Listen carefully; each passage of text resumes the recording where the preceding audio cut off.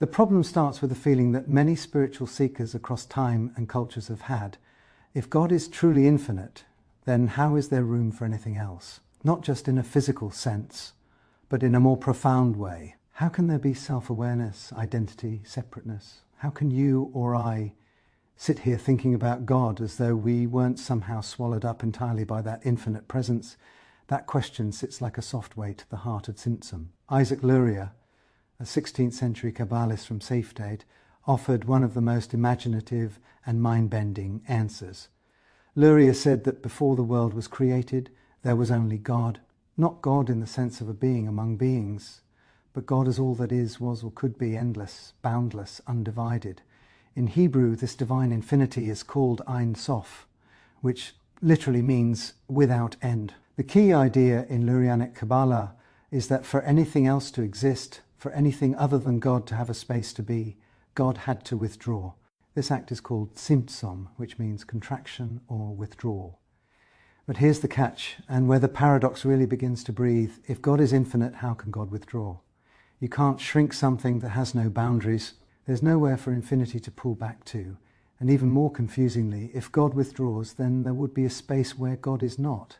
But how can there be such a space? If there's a place without God, then God wouldn't be infinite anymore. So the Kabbalists said, yes, God withdrew, but not really. The withdrawal is only as if. It's an illusion. In truth, God still fills all things. The Tzimtzum created a perceived space, a hollow of awareness that feels separate, but isn't truly apart from the divine.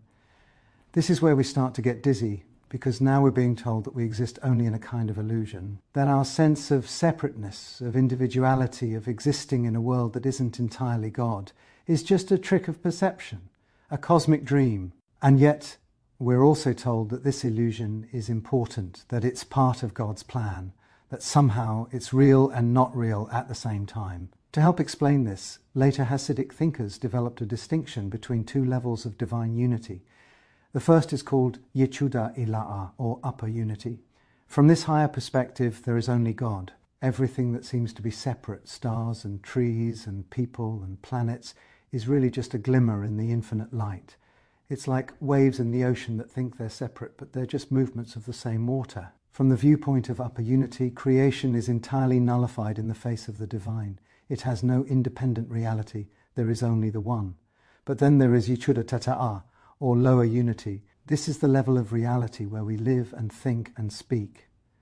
Here, creation is real, things exist, people make choices, the world has meaning, and yet, even here, God is present, not as a distant observer, but as the innermost life of all things. The lower unity says, yes, you are real, but only because God is choosing, moment by moment, to breathe life into you. Your reality is dependent, contingent, but still valid.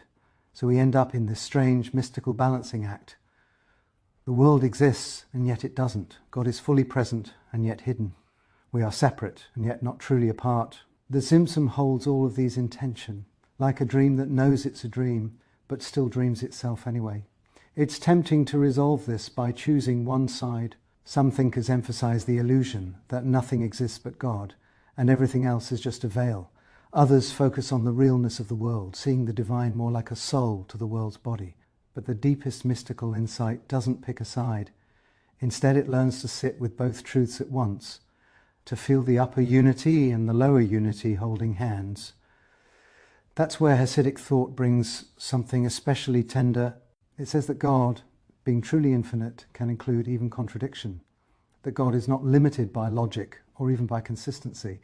If God were only logical, then God wouldn't be infinite, just the biggest thing in a finite category. But true infinity means the power to hold opposites, so God can be both utterly withdrawn and entirely present.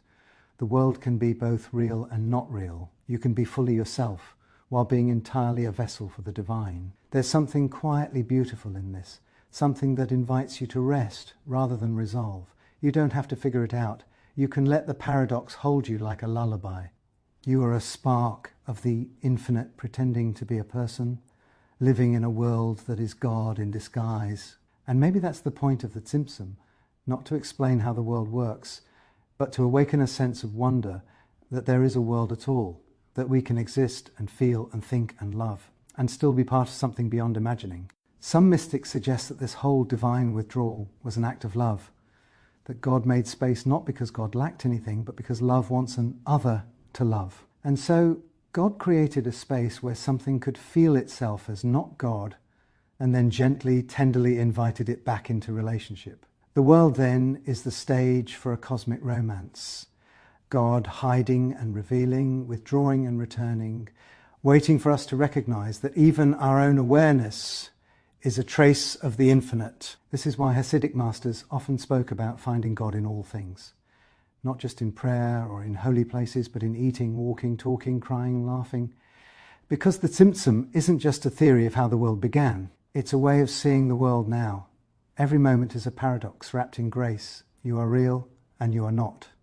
You are here and you are already home. So maybe the best way to fall asleep to this paradox is to let go of trying to understand it. Let it swirl around you like mist. Let it soften the sharp edges of thought. The infinite withdrew, but not really. The world exists, but not fully. You are separate, but also part of the whole. It's not a puzzle to solve, but a song to hum quietly to yourself in the dark. And as you drift into sleep, maybe you'll feel the faint echo of that first breath, that holy Tzimtzum, the moment when God made space for you to be, and in doing so never left you at all.